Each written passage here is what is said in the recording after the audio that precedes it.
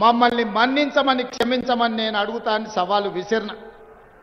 నేను ఇవాళ ఈ వేదిక మీద నుంచి ఒక మాట చెప్పదలుచుకున్నా.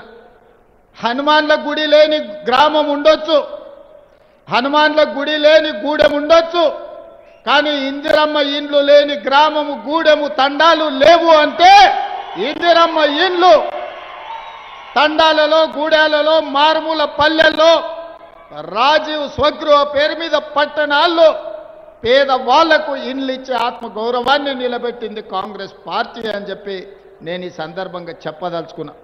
అందుకే ఆనాడే నిర్ణయించుకున్నా, ఏది ఏమైనా అక్కడి సూర్యుడు ఇక్కడ మొలిసినా, ఎవరు అడ్డం పడ్డా ఎవరు అడ్డుకున్నా ప్రతి పేదవాడికి ఇందిరమ్మ ఇల్లు ఇవ్వాలి, ఆ ఇల్లు కట్టుకోవడానికి 5 లక్షల రూపాయలు ఇవ్వాలని ఆయనలో నిర్ణయం తీసుకున్నా. మేము ఆశించినట్టుగానే మీరు ఊహించినట్టుగానే ఇందిరమ్మ రాజ్యం ఏర్పడ్డది.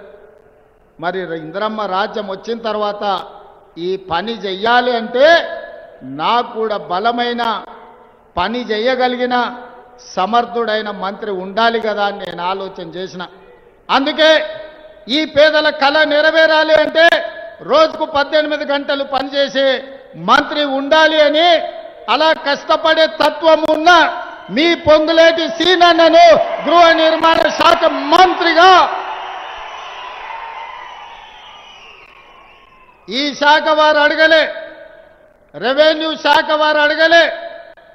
మీకు ధరని దయ్యంలాగా పట్టుకున్నది, ఈ దయ్యాన్ని పొలిమేరలు దాటించే వరకు తరమాలే, ఈ కొరివి దయ్యాన్ని పాతరెయ్యాలి అని అంటే భూభారతి తేవాలి, భూభారతి తేవాలి అంటే ఒక రైతు బిడ్డ ఉండాలి అని పొంగులేటి సీనన్నను రెవెన్యూ మంత్రిగా పెట్టడమే కాదు, పేదవాడి కళ నెరవేరాలి అని అంటే గృహ నిర్మాణ శాఖ కూడా వారే మంత్రి ఉండాలి అని ఢిల్లీలో సోనియా గాంధీని, రాహుల్ గాంధీని, ప్రియాంక గాంధీని, మల్లికార్జున్ ఖర్గే గారితో మాట్లాడి నేను ఈ 2 శాఖలు పొంగులేటి సీనన్నకు బాధ్యత ఇచ్చిన. నేనే తీసుకొని ఉండొచ్చు, ఈ శాఖలు నా దగ్గర పెట్టుకొని ఉండొచ్చు, ముఖ్యమంత్రి ఏ శాఖ అయినా పెట్టుకోవచ్చు, మీకు అందరికీ తెలుసు. కానీ మంత్రులను సమన్వయం చేయాలన్నా, చంద్రశేఖరరావు సంగతి చూడాలన్నా నాకు సమయం సరిపోదు. కాబట్టి సమయం ఇవ్వడమే కాదు, సరిగ్గా పనిచేసే సమర్థవంతమైన మంత్రి ఉండాలి అని సీనన్నని శాఖకు నియమించిన నా అంచనా తప్పలేదు.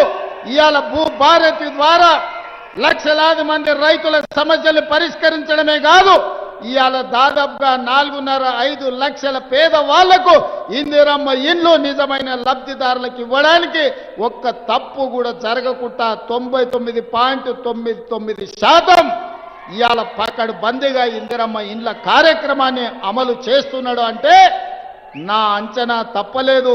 ఢిల్లీ ముందల నేను తల వంచుకునే పరిస్థితి